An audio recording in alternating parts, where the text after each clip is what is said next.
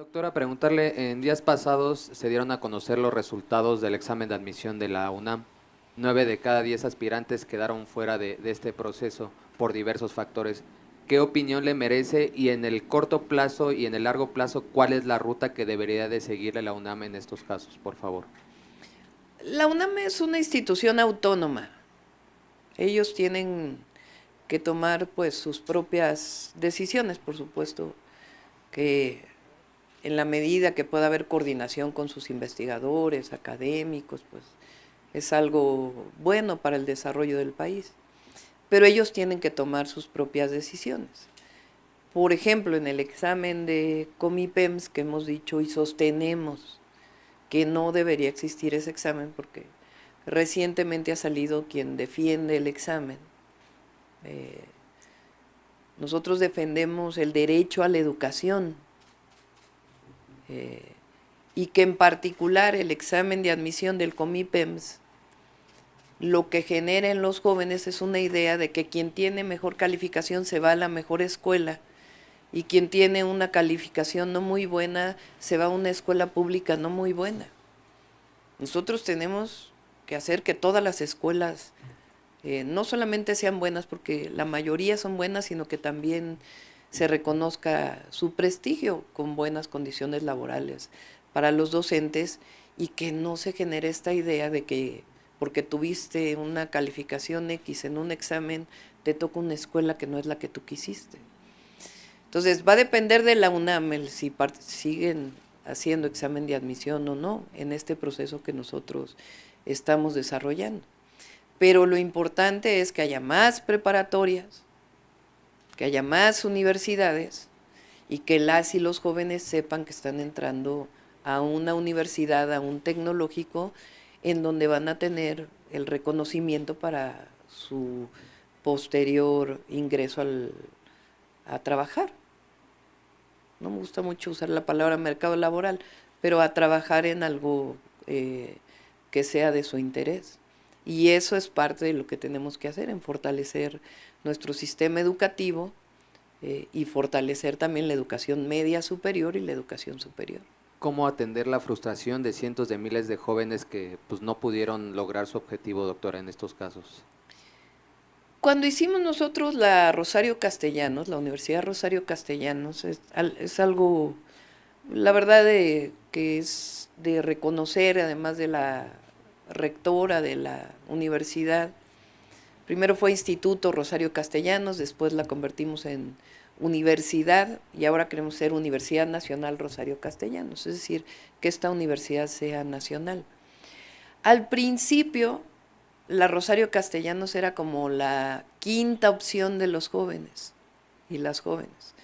Entonces presentaban examen de admisión en la Rosario, en la UNAM, no les daban el lugar, entonces se iban al Poli, no les daban el lugar, se iban a la UAM, no les daban el lugar, y así hasta que decían, bueno, pues vamos a la Rosario Castellanos. La Rosario Castellanos hoy hay que ver exactamente ahora, pero cuando yo dejé el gobierno de la ciudad, en el 70% de quienes estudiaban era su primera opción. Quiere decir que las y los jóvenes reconocían en la Rosario Castellanos una universidad que respondía a sus intereses, al desarrollo educativo, y que no se genera esta idea de que unas universidades son mejores que otras. Unas tienen muchísimos años y tienen investigación y demás, pero no por ello las otras universidades no lo tienen. Por ejemplo, el TECNM, el Tecnológico Nacional de México, es una institución de gran prestigio en muchísimos estados de la República. Es una institución nacional que tiene más alumnos que la UNAM o que el Poli. Entonces, el presidente ahora, López Obrador, hizo mucho por la educación básica, la nueva escuela mexicana, la basificación de los profesores, echar para atrás la reforma educativa, los nuevos libros de texto.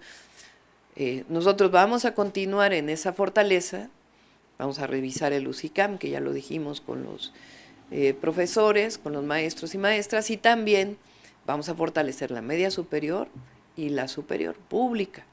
Yo hablé de que vamos a crear 300,000 espacios más por lo menos en la educación superior. Entonces, es lo que el papel del Estado, pues es la educación como un derecho. Si tienen la opción de la Rosario Castellanos, ¿aún es tiempo de que ellos puedan inscribirse?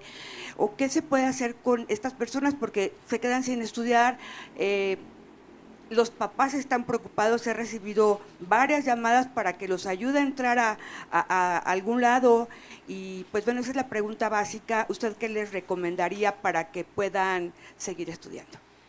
Normalmente la Rosario Castellanos es un mes después. ¿Y no tienen un segundo? Entonces, abril y mayo es el proceso de inscripción.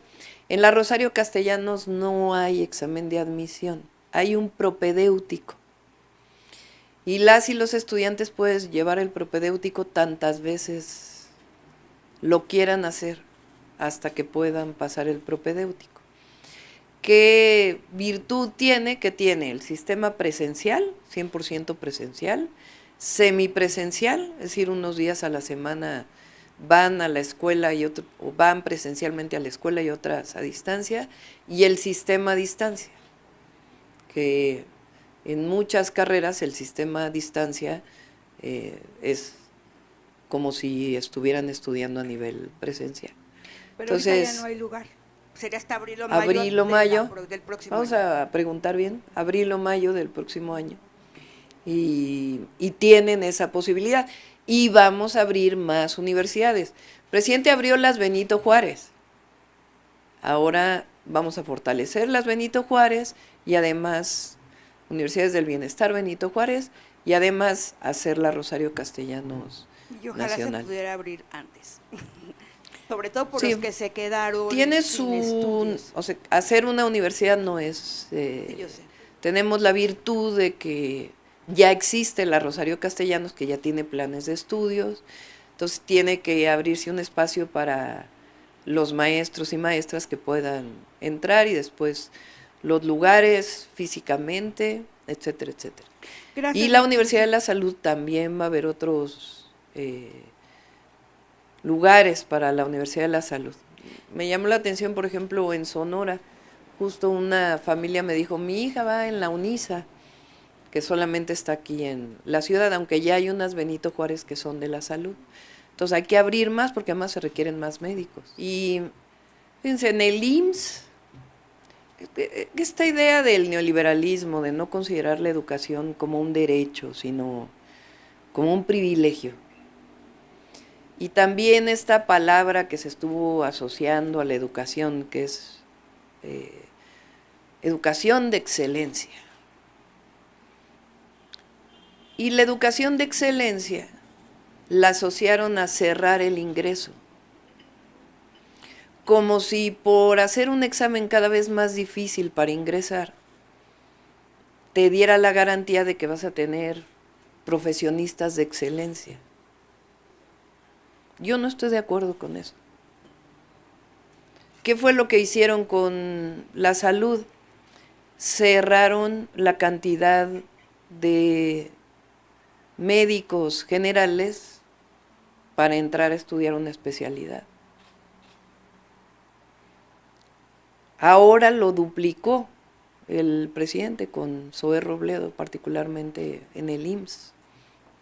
No recuerdo ahorita los números, pero de los que había en el 2018 a los que se están graduando ahora es el doble, porque cambió la política.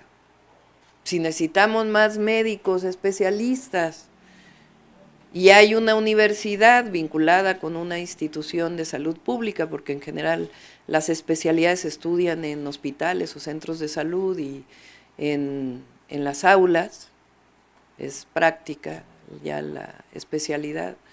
De hecho, en general en salud, desde ciertos semestres ya tienen que ir a hospitales o a centros de salud. Si la universidad te está dando una calificación, te está diciendo pasaste, ¿para qué cierras el ingreso?